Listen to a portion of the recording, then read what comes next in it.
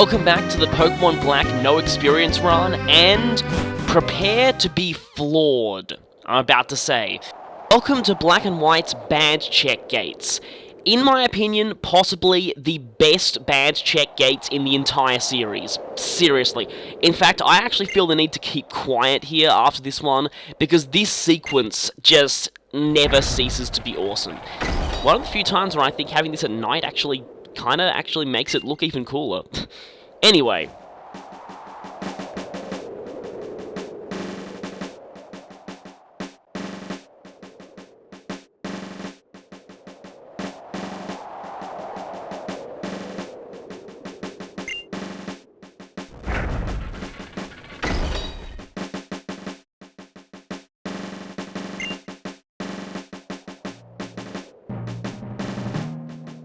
And yes, you can find wild Pokemon in that grass. Yeah, I'm pretty sure you find basically the same things as you do outside. So, like as in on Route 10. So, not really much to say here. I'm actually probably going to have to repel this because I really don't want to interrupt this, this music in a way.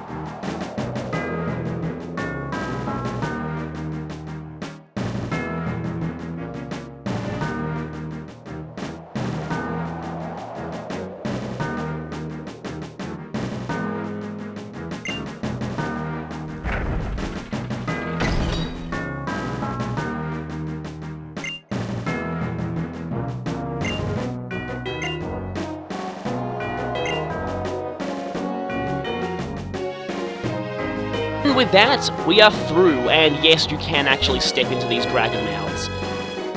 Basically, you got kind of the theme of each individual gym in the gate right after it, but enough about that. We are here, Victory Road. Our final challenge before we take on the Pokemon League. So, taking a look at my team, making sure we're all ready. Yep, I'm pretty sure we're ready with this kind of team. Giving Crackle and Polar more screen time, even though they're kind of a little lower leveled for this place.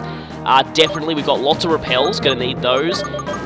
And it's about here that I realise I forgot something important.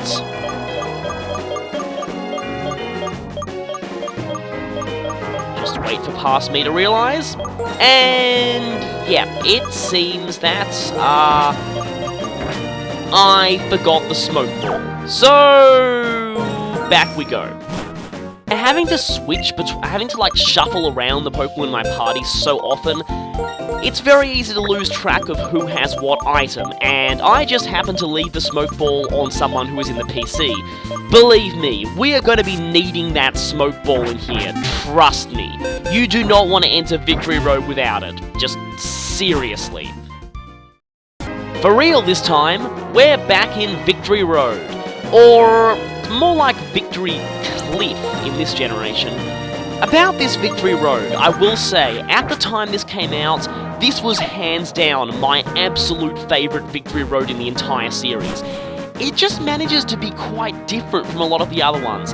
A lot of the previous Victory Roads really suffered from several things.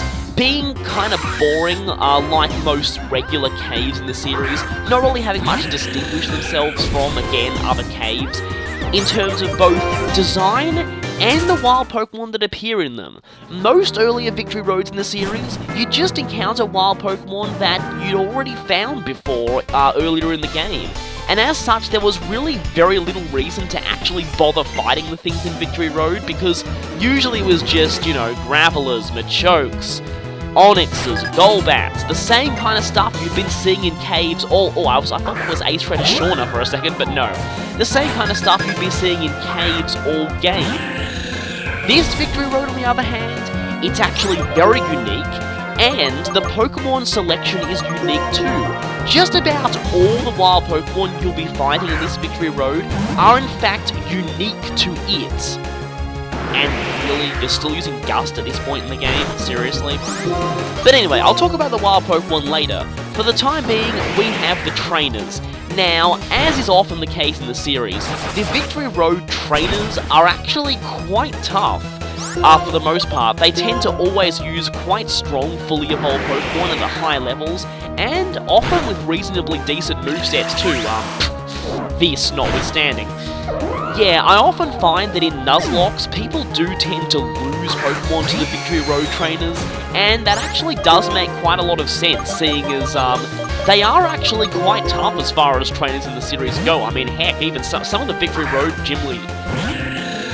I was meaning to say, some of the Victory Road trainers may even give gym leaders a run for their money. But anyway, oh, come on, of course I have to get paralyzed like that. Ugh! At least this thing isn't in the Mulga. Anyway, see, it would have made more sense to get paralyzed off of Discharge, but... Oh, great, yeah, Cobalion does not have the best in special defense. Virizion is actually the better choice here. Of course, if this thing has Wild Charge, things can get a bit annoying.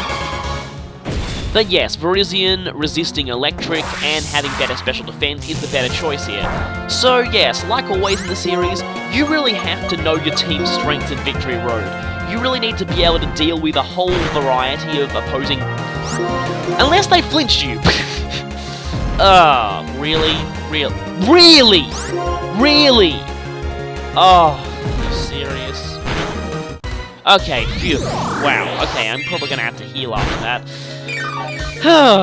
Before I was talking about how the Victory Road trainers pose a legitimate challenge, but no, it's just hacks like always. Stupid hacks. Ugh. Anyway. Yeah, you basically need to know the ins and outs of your team. You need to balance your team to handle a variety of threats if you're going to get through Victory Road. Doubly so in my case, because my highest level, 42, as you can see, the first trainer in here is already beating me in level, so quite considerably actually, so this could be a bit of a problem.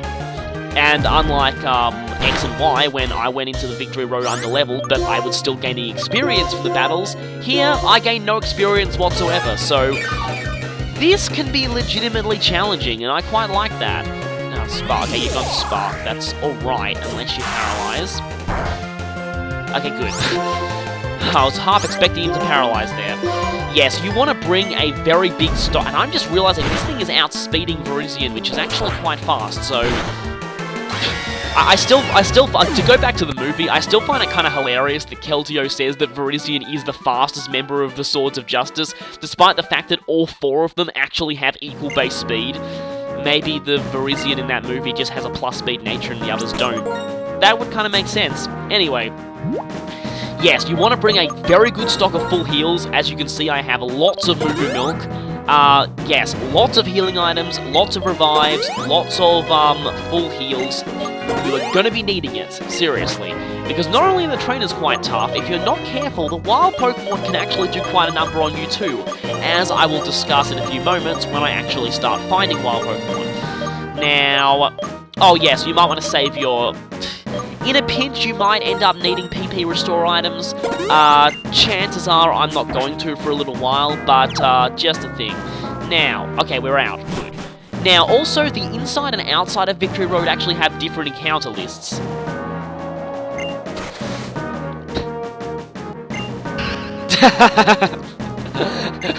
Ladies and gentlemen, the cowardly Ace Trainer. But anyway... that here was a demonstration of the main gimmick of this area, that you can actually slide down the cliffs here. Wherever the fence is broken off, you can go down here.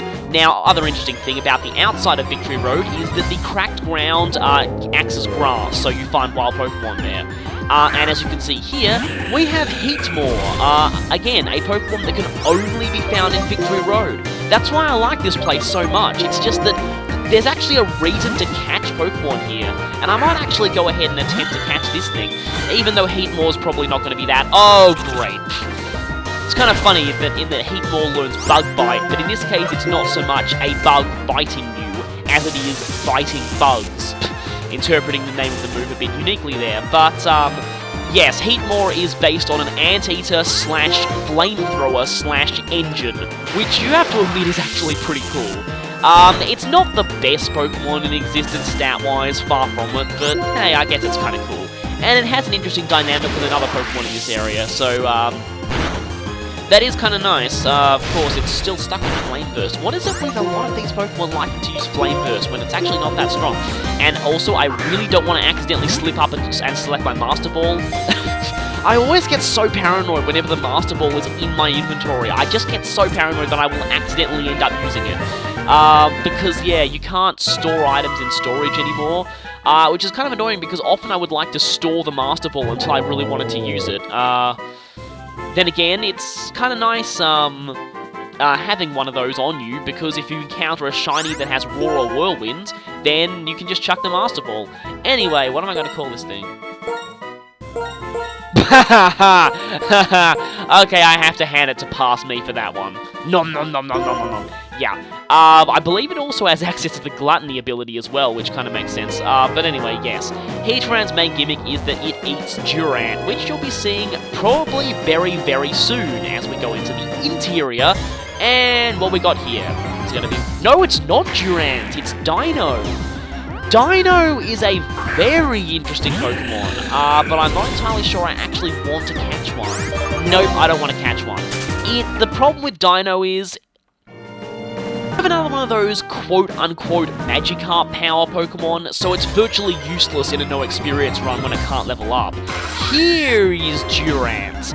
The other thing here. Now, Durants, I believe, go a little higher than this in level, so I might want to get my hands on one of them. But the reason why I'm using the Smoke Ball here is that Durants are really, really fast. It's often quite hard to run away from them, and not only that, they're actually decently strong too. They've got over base 100 in both attack and defense. However, they have absolutely pathetic special defense and HP, so basically any special move, even a special move they resist, will take a good chunk out of their HP. I mean, they are Bug Steel, which is quite a decent defensive typing, but again, and as you've seen earlier, Heatmore, their main predator, is Fire type, so yeah.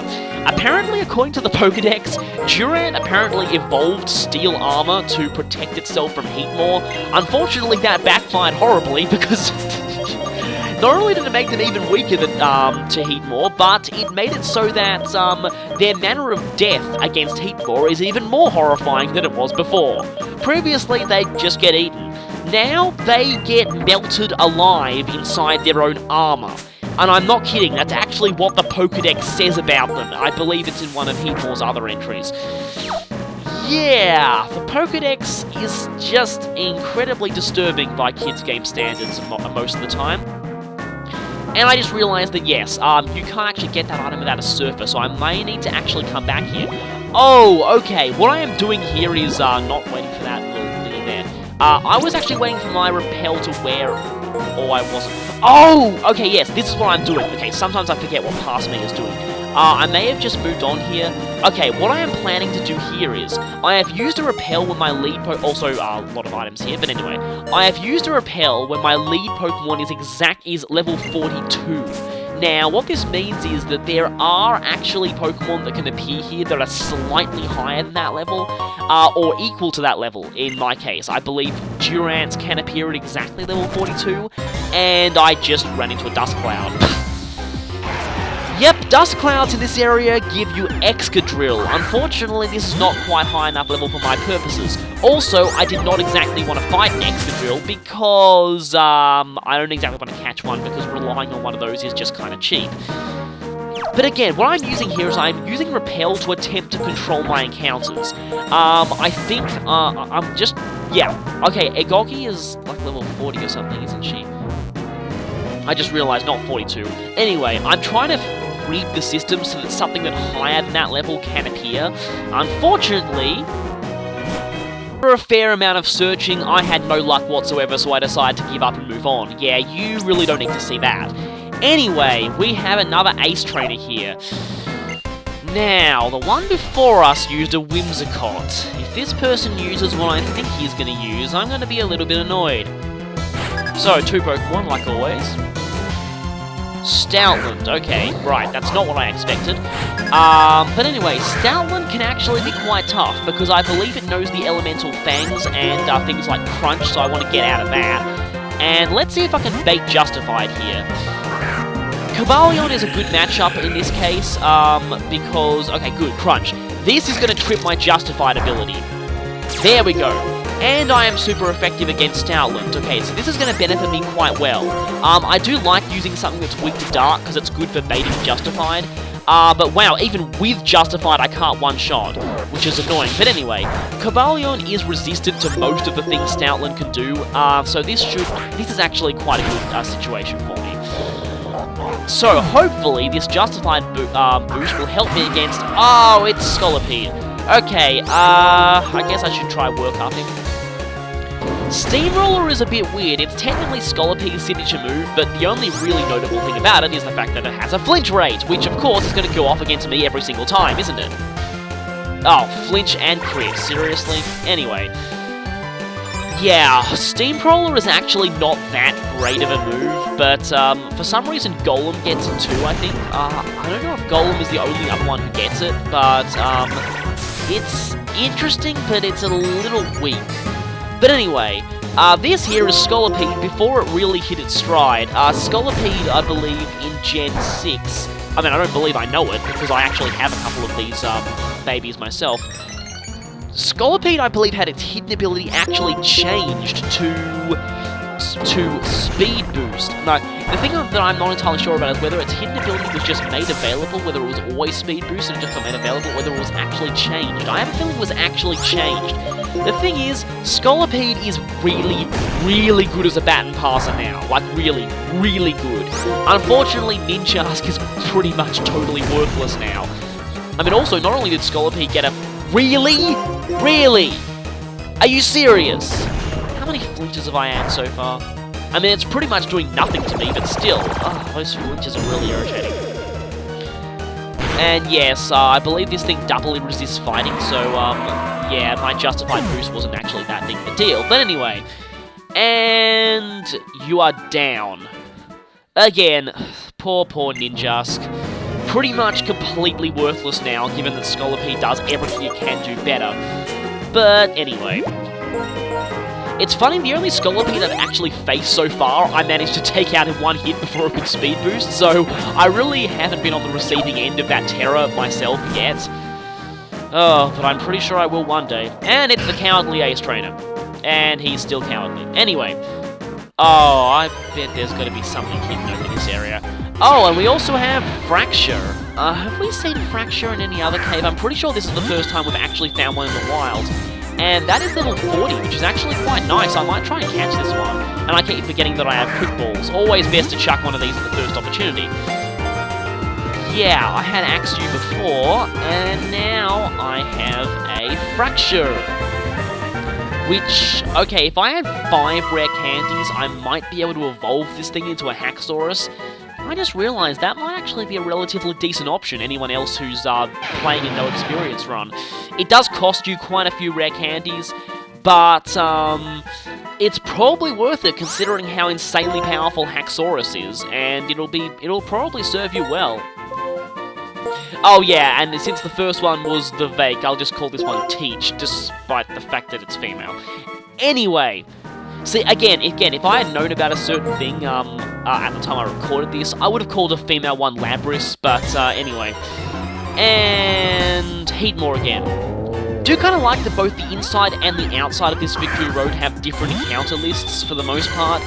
It is kind of nice. I do, yeah, I keep saying I like it, but anyway. I still, yeah, as far as Victory Roads go, I still think Black and White 2's actually top this one for me. Black and White 2's is, even after playing X and Y, still my favourite in the series. X and Y's Victory Road really took cues from Black and White 2's one, it really did. But yeah, I still love Black and White 2's Victory Road, there was just a massive variety in the Pokemon that were available there. It was just, I just kind of loved it. That and it was a really good attack effort training spot, I mean the first room at least. But we're not talking about that Victory Road, we're talking about this one, and in this case, I do not want to keep Egoggy out against this thing, and because that would be really stupid. Oh, I was very stupid last time, but hopefully I won't be this time. Hopefully. Yep, I've learned from my mistakes. Now don't use extra sensory, you fool! Good! Use Air Cutter. Nice. I really want something better than Air Cutter, but still. Air Cutter will have to do me for the time being. Given that you're content to just spam that, for some reason the AI really likes Scary Face. You even see it in battle facilities. I mean, it's actually better than I give it credit for. Lowering the speed like that actually can be quite disruptive, as you saw there. It let it get one more hit in before it fainted, so that was actually kind of helpful, and oh, Conkeldurr, okay. You know, this might actually be good practice for quote-unquote something that is coming up later, and as much as I want... Okay, I'm going to send Egoggy into this one. Now, unlike a lot of other fighting types, unlike a lot of other fighting, I really totally saw that coming. That's probably going to hurt me. Now, not quite half though, so I believe I can set this Reflect up, heal, and then whack it with something. Like I was saying, unlike a whole lot of other fighting types, Conkeldurr has very, very, very bad special defense. For some reason, a lot of the Gen 1 fighting types, like Hitmonlee and Hitmonchan, actually have, well, not so much Hitmonlee, but Hitmonchan, actually have really good special defense, which is kind of interesting, given that they, they did the physical special, the special split back in, Gen 2, and a lot of them are given quite high special defense. Conkeldurr, on the other hand, is differentiated from some of those fighting types in that it really does not like an Scary Face again. Unfortunately, it won't help you this time. A lot of, yes, fighting types are kind of okay with taking at least one hit. Conkeldurr really does not like special moves at all. And really, Mienfoo, not Mienshao. Then again, I guess you had 3 Pokemon, so this is kind of fine, and whoa, okay, U-turn. Right then, if you had Regenerator, then this would be kind of, I know that a lot of, wait a minute, yeah, it gets regenerated normally, and I believe Reckless is its hidden ability. But yeah, Regenerator Mienshao likes to often use U-turn to get itself out and give itself a free heal. Kind of annoying, that. But anyway, on that surprisingly deep quote, let's keep going. Yep, oh, and this is something that you probably really, really wanted for quite some time in this cave. A doctor. I admit I do kind of like how, okay, and also a strength rock here that we can push back for easier access to said doctor, but first I'll get myself a revive, interesting. The doctor can kind of do that free, but I don't have strength, do I? Oh, damn it, yeah. See, I like the fact that HMs are pretty much optional in this game, but often they are really convenient. Yeah, this is another reason why I like this Victory Road, in that it doesn't rely too much on really bad HMs. Ruby, Sapphire, and Emerald's Victory Road really kind of had that sore point for me, in that it relied a lot on things like Rock Slide, what am I saying? Rock Slide was a TM, that would actually be kind of cool. I mean, HM. Anyway, Rock Smash and Flash, especially Flash, and also especially Rock Smash, they're both equally bad. But yeah, it relied on a lot of really bad TMs. And now, this Doctor, like most opponents in Victory Road, this Doctor's actually quite tough. Yeah, again, I admit I do like that in X and Y, they kind of replaced the Doctor as a nurse mechanic with people who give you a free heal without having to battle them. That was admittedly kind of nice. Like, it was an interesting concept, but I admit it is very annoying, especially to new players or young children, to force you to actually battle someone if you want the free heal. What? Oh, this is a very, very weird move that is, again, kind of useless in singles for the most part, because all you're doing is making your target immune to Earthquake, which is actually kind of helping them. Oh, really? Okay, that's interesting. Usually they only go for full restores. Ironic that a doctor is using heal block on me. You will not be healed by anything but me! Anyway. Okay, I don't really need that defense drop, but oh wait, actually I might need that defense drop if you use a no, you're not going to use a full restore. Anyway. And I'm going to take a Future Sight hit in a few turns, which is 100 power, and I believe that got buffed even higher in Gen 6. Still pretty useless though, but anyway. Oh, Lilligant. I know a guy who actually uses a pretty interesting Lilligant in Gen 6. Considering that Lilligant gets Sticky Web, it's actually quite a useful Pokemon. Okay, what did you just give me? You got rid of my rough skin and gave me... Oh, okay, that's useless to me. Yes, that is in fact useless. I don't exactly think Entrainment is the best option on Lilligant. On Lilligant, on the other hand, giving your partner Chlorophyll in Sun can be pretty awesome, especially if said partner is a Reggie Gigas. Then things start dying horribly, and I just got Future Sighted, but it's relatively fine. Okay, now you are double weak to this, so hopefully this is a one-shot. And it's a one-shot. Perfect. Anyway, like I was saying, Lilligant does get Sticky Web now, which makes it quite useful. Now, the guy I was talking about used a really interesting combo by actually having his Lilligant use Camouflage, which actually gets rid of its very bad defensive typing and leaves it as a pure normal type in Wi-Fi battles. Considering that it was resistant to fighting before, very few people would think to actually hit it with fighting moves to get around that Camouflage, and see, overall it's actually pretty cool. Oh, a Veteran. This could end badly. And a Durant. Is this going to be the level I needed at? Not entirely sure. Was it at this point that I decided to... Okay, I think at this point I actually decided to say screw it and just catch myself a level 40 Durant. The thing is, I kind of want one of these because Durant is actually surprisingly effective against the Pokemon League, and wow, that was actually very nice. I managed to take it down and paralyze it. See what I was saying about bad special defense? That wasn't even super effective, and it took about 75%, or more than 75% of its health off, so... However, Durant's very bad special defense, it turns out, would come back to bite me when I was trying to use it in the Elite Four, but that's a story for another day. Another day that will be coming very soon, but another day nonetheless. Hi, Durant. Yeah, covering themselves in steel armor to protect themselves from heat more. Yeah, fat lot of good that does. Anyway, the funny thing is, actually, in a Durant versus Heatmore one-on-one matchup, it's actually quite possible that the Durant has the advantage over Heatmore, because they can learn Dig. They Dig, Heatmore misses them with Flamethrower, then they hit Heatmore for super effective damage. It's quite possible that they'll take out the Heatmore before it even gets a hit on them. Of course, if they actually, don't take it out, then they're gonna get roasted, but, anyway. I believe I will call this one Mandiblast. And it just fit, hey. Anyway. So, let's continue on. Yeah, slight apologies for the video length, it's just that, like, Victory Road always tends to be quite a long part. At least this is actually quicker than the Victory Road in my X and Y, which was, I had to make a two-parter.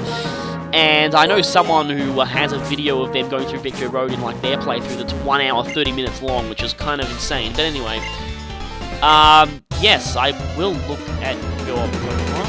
I didn't quite catch your first line, so I didn't quite realise why, but anyway. I admit I kind of prefer the veterans in this game to the ones in X and Y. The ones in X and Y look a lot older. I mean, not that there's anything wrong with having older trainer classes, it's just that, I don't know, I just really like the veterans in this game. They're just pretty good. Oh, you have a chance at having Synchronize, and that may or may not come back to bite me in just a second. And Synchronize, I called it. Sorry, past me, but yeah, you kind of should have. Oh, wow, that doubly came back to bite you past me. I am so sorry. Wow, that was pretty bad. Yeah, a lot of Psychic types like to arm themselves with Shadow Ball to deal with other Psychic types. Yeah, you want to keep that in mind, because a certain member of the Elite Four is really going to spam the heck out of that strategy. Now, despite the fact that I am part fighting, hopefully I am somewhat resistant to most of the things you can do. Parisian is not going to like Psychic moves anyway, so, yeah. Oh boy, okay, I am neutral to this, hopefully it's not going to do that much to me. Wow, that did a lot more than I thought. And this may or may not actually KO. Yeah, this is kind of tricky, and it's about here that I'm starting to realise that my team, again relying so much on fighting types, has a bit of a hole against Psychic. I did not know at this time how much horror this would end up causing me. Now, hopefully here, I will outspeed and take you out with X. Well, of course I'm going to outspeed because you're paralyzed, but anyway.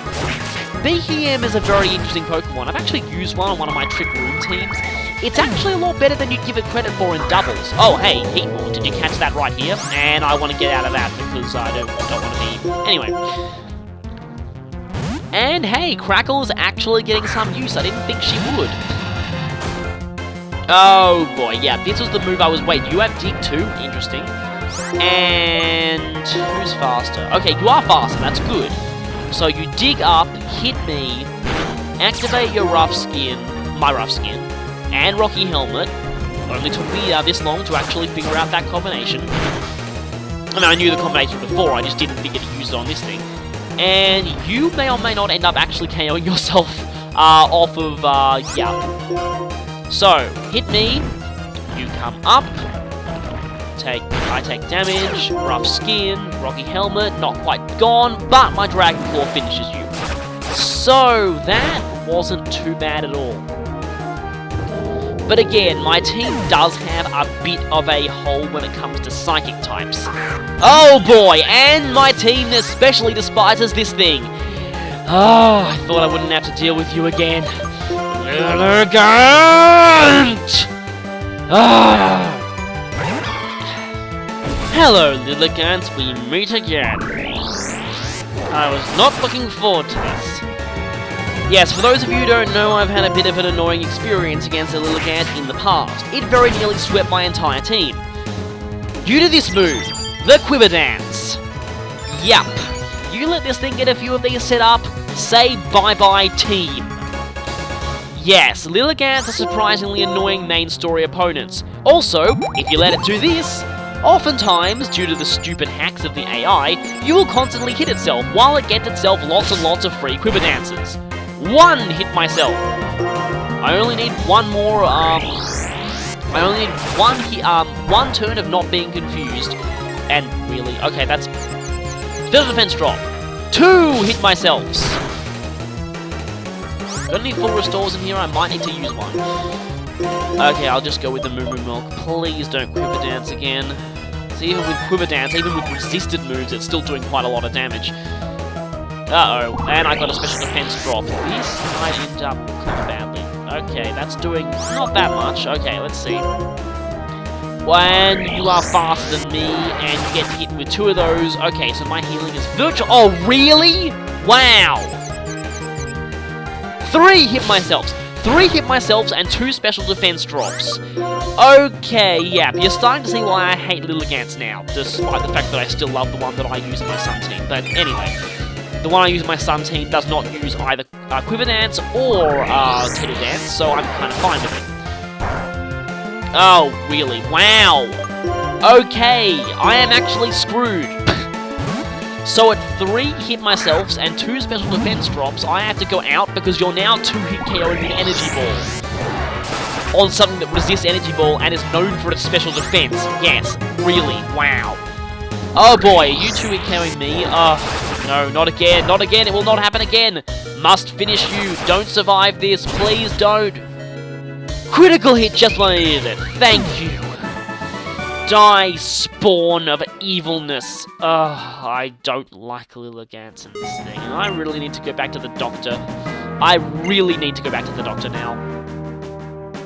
And cutting the trip back.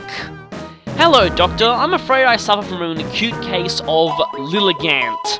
Please cure me. Thank you. Right. Oh yeah, I forgot this doctor is kind of a jerk, because he keeps saying how he's the best doctor in the world. Anyway. Let's keep going back, and my repels are wearing off. Damn. I think I deliberately have them off, hoping that I might run into one of those level 41 Durants. Well, I do have the Smoke Ball, so at least that makes things marginally better. And, of course, Wild Pokemon just before the exit, obviously. Hi, Boldor. Don't need one of you. Now, yes, technically speaking, if you actually have access to trading, it's actually very unlikely that you'll have access to trading in a no-experience run, because you will be using you will most likely be using an emulator for it, and I really don't approve of means to get an emulated game onto a real DS, but if you did, you would have access to trading, and in that case, you would actually have access to Gigalith at this point in the game. And Gigalith is another interesting Pokemon for the Elite Four. Now, yeah, speaking of the Elite Four, they are a little bit annoying in this kind of run, and I guess I'll start explaining now, but you'll see later. There is actually a very, very small pool of usable Pokemon at the levels you need to take on the Elite Four and final bosses. Because of that, some of the Elite Four are a lot harder than they should be, just because you're forced to use Pokemon that don't do a good job of fighting them. That you pretty much have no choice, because they're the only things that are at the right level. Basically, I have a huge amount of fighting types in my party, and my party has a massive psychic weakness. The problem is, there's not much I can do about it, because most of the things I have that would access to that would really resist it just aren't anywhere near the right level. Again, 42 is the best level I can go into the end game at, and the final bosses are 10 levels higher than that. So I'm really pushing it as it is, but to go for an even lower level just wouldn't even work at all. Like, you just get completely destroyed. Now, if you're going for Seed Bomb, I may as well use Reflect. Reflect is really going to come in handy later on. It's part of the reason why I actually added Gothitelle to the team. A few of the Swords of Justice can actually use these moves. I believe Cobalion can use Reflect but not Light Screen. Parisian can use Light Screen but not Reflect. Wait, or is it the other way around? I believe, I am not entirely sure, but I know that one of them can't use the other one. But anyway, getting those TMs is going to be quite useful, because Reflect and Light Screen, again, quite useful. And why didn't I use Air Cutter? I guess I was just worried about missing. Yeah, I believe it has 95 accuracy. Oh, of course, the obligatory 3-monkey person. There's always one of these, and in this case, Singapore is kind of going to fall to. With an adamant nature, how I wish I had access to Leaf Blade. I don't, considering that, oh no, that's actually really bad. Oh, and it's not bad, because my grass move is actually special, so, hey. Yeah, the adamant nature is going to lower the power of Gear Drain a bit. It is still the best grass option I have, and grass is quite useful against a lot of things, so I am keeping it for the time being. Again, it would be very nice to have Leaf Blade. I can't get Leaf Blade because I believe Parisian doesn't learn it until the 70s, and, well, yes, Parisian is not going to get there. It's not going to get anywhere, actually, but, still. So, you're down. I believe your final Pokemon will be... It would be really funny if she was a troll and didn't actually have this third one, but seem to see it. Oh yeah, of course, I'm on set mode as well. I'm not used to that after playing all of X and Y on Shift. Yeah, I had to set the battle style to set just to give myself more of a challenge. Yeah, I want to make this as hard for myself as possible. Anyway, for some reason, Druddigon is being my fire-type counter at this point. Kind of interesting. I don't have Bulldoze. I could have taught a Bulldoze. I don't believe you have... Oh, no, of course, you don't have access to Earthquake. The Earthquake TM is that troll one that we encountered earlier, but we can't actually get until the post-game. And that's the other thing that makes the end game of this challenge so hard, is the fact that a lot of the best TMs are actually post-game only. There isn't really that much you have in the way of TMs, and considering TMs are one of the only ways to actually teach new moves, yeah, it is very annoying that Earthquake is restricted to the post-game, as are a lot of the stat-boosting moves, like Swords Dance, Rock Polish, both of which would be very, very useful in a run like this, because when you've got such a level disadvantage, boosting your stats is really, really useful. Work Up is basically the only stat-raising move you have access to before the post-game, so that is actually really irritating, for the most part. So, yeah, I have a feeling that Black and White 2 will actually get easier later in the game in terms of a no-experience challenge. The beginning, though, is going to be absolute hell. And we got ourselves a free full restore and nothing else. Here's where Victory Cliff gets a little bit confusing. We have to go ahead and, yeah, multiple entrances and exits. You know what, I'm getting a bit of a Turtle Rock vibe from Link to the Past.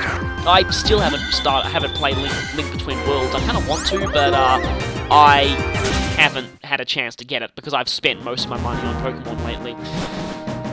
But anyway, I've heard it's pretty good though, from what I've heard, and you are blocking that way!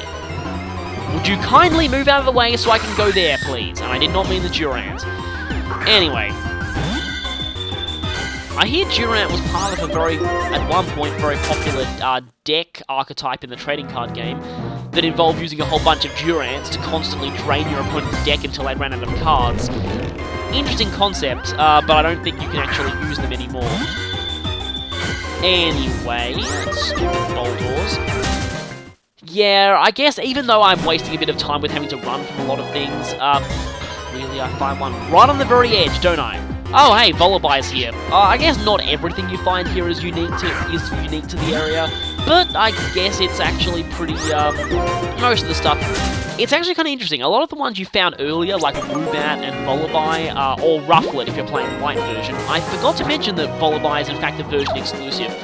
It's actually kind of interesting because they're evolved forms, I believe. I believe you never actually see Volibear's evolved form. As in, no trainer actually uses it in, white, as in, like, if you're playing white version, you will never actually see Volibear in your Pokedex without, Volibear's evolved form in your Pokedex without actually training, because no trainer actually uses it.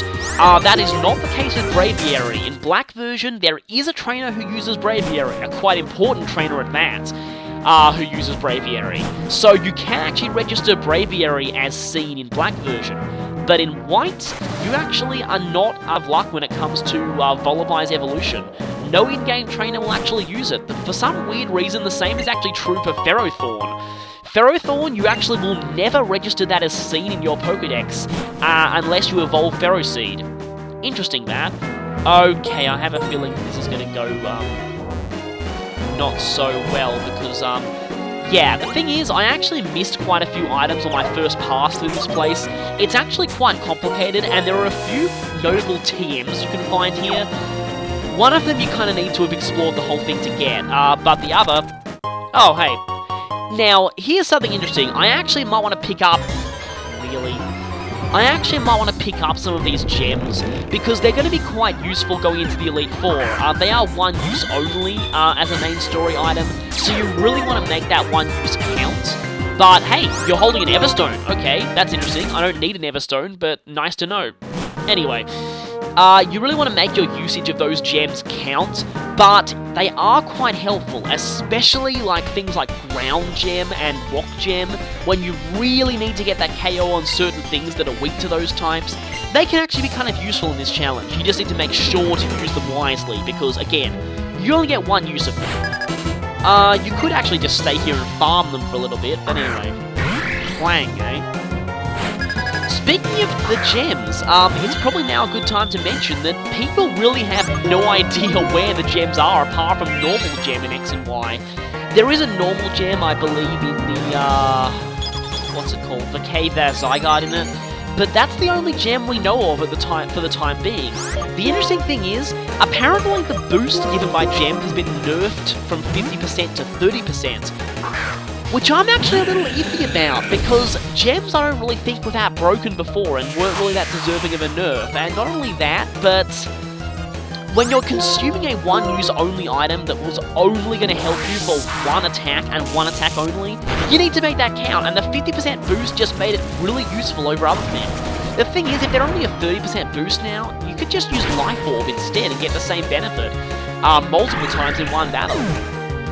The boost pretty much needed to be 50%. Now, not only that, but they actually buffed Incinerate quite considerably, to the point where not only is it now much more powerful, but it actually destroys gems as well as berries, which is actually would have made it see a lot of use as a situational gem counter were it not for the fact that the gems have been nerfed anyway and are pretty much non-existent. I guess Flying Gem Acrobatics is still going to be used, but if Flying Gem even comes back at all, I mean, yeah, it's a bit... Where are the gems? That's the question. They seem to have vanished, and no one seems to have any idea of their whereabouts. But anyway, we are now fighting a Darmanitan, and we are now not fighting a Darmanitan. We are now fighting a Seismitoad. Riveting commentary here. Oh, Seismitoad. I know just what to do with you. Yeah, I probably don't need to mention any much more how much I dislike Seismitoad. I will admit though, Seismitoad actually does look a bit better in X and Y than it does here. So, yeah. Alarm Clock Head is still a bit weird though. But again, that's just the main reason I disliked it, is again, did we really need another Water Ground? Really? Anyway. So, you're down. And where else we have to go? This is actually some quite good advice for... That there is really nice advice for competitive play. Like, pretty amazing there. And, oh, right, I've got a bit of a choice there. Now, I believe those two paths are going to be taking me down to some kind of optional area with items. I get the feeling that one side leads to me where I want, the other will lead me back to a dead end, and I'll just be screwed. So I'll save those until after I've made through my initial pass, and you also have an Everstone. That's interesting. I'll save that until after I've made my initial pass through here. Oh, wait a minute, I need to go down there anyway. Full heal. That's alright, I guess. Speaking of Frisk and finding items, I believe Noivern is the only Pokemon that gets both Frisk and, I believe, an item-stealing attack, which could be quite useful for item farm. Anyway, we've already been here, haven't we? Yes, we have. We have already been here. But at least it doesn't take very much effort to get back up here, which is good. Now, you might notice a Strength Rock back there. We'll be able to create a shortcut back here in a while. And hey, I guess this path was compulsory after all. And nothing on this ledge, anyway. Oh yes, whenever you see a whole big thing of like raising rocks, ominous stairs, yep, you kind of know you're getting near the end of Victory Road. But there are some hidden items here, and I think I know where that one is. However, we have a veteran to take on first. We're almost there. The end is in sight. We've actually been doing quite well so far. I haven't really had any major disasters apart from that Lilligant hacks. Seriously, 3 hitting myself and 2 special defense drops in energy ball. That is ridiculous. Anyway, it's a Gigalith. Hi, Gigalith. I may have mentioned this earlier, but I'll say it again just so I can get it out there. I think Gigalith is cooler than Golem. Much cooler than Golem. Yeah, I actually used one of those on one of my Black and White 2 teams, actually. Oh, Stone Edge, that's bad. Yes, high critical hit ratio. I believe that ignores Reflect, if possible. So I better get out of here and send you in, who resists Rock. Hopefully you don't have much that can hit me, because I resist both Rock and Ground. And Stone Edge pulls off its infamous Mystic there. And even with the Adamant nature, Gigalith's physical defense is so high that this is going to do much more. then... Yeah, like I thought, Earthquake. Okay, so I resist both of them. Yeah, unlike Golem, Gigalith does not get stab Earthquake. But it does have kind of better attack, so yeah. Of course, the lack of a ground type thing is also a blessing in that it removes a lot of your massive weaknesses. And here's Electros. Now, I will just say for posterity for a second here, Electros looks really, really weird in X and Y. I admit they had to make its 3D model compatible with Sky Battles, but still, it just looks so weird. It's just like, what? It looks too skinny, it doesn't look threatening at all. Like here, it actually looks somewhat threatening, despite the fact that it constantly acts like it's playing the bongo drums. It does look threatening. In X and Y, it just looks too skinny and just, again, like, kind of wimpy when you think about it. That's a somewhat creepy defeat quote. Anyway. Okay, I take it back, you're not creepy at all. Anyway. Yep, it's not there. It is in the wall. Another full heal. Okay. Usually you find things like star pieces and things like that in the wall. And oh, look, another thing in the wall. Hi, wall. Oh, you had a car boss. That's interesting.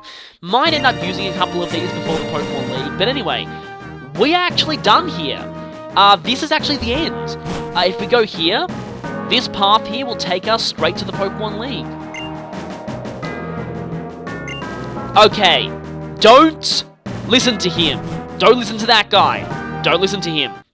What you want to do here is, you want to actually make sure that you visited the Pokemon League before you go down there. And wait a minute, this thing is level 41. Hey, I guess we could catch this thing before we leave. Anyway, don't listen to that guy. If you go to Victory Road, you register it as the fly point, and then you'll be able to slide down the area without worrying about having to backtrack all the way back to the Pokemon League. You can just fly back at any time. So don't follow that guy's advice until you have registered the Pokemon League as a fly location. Okay? And now, we are almost finished with Victory Road. There is one more thing that we need to take care of here, but I'm going to leave that until next time, because this video's run long enough as it is. Next time, we recruit a new member.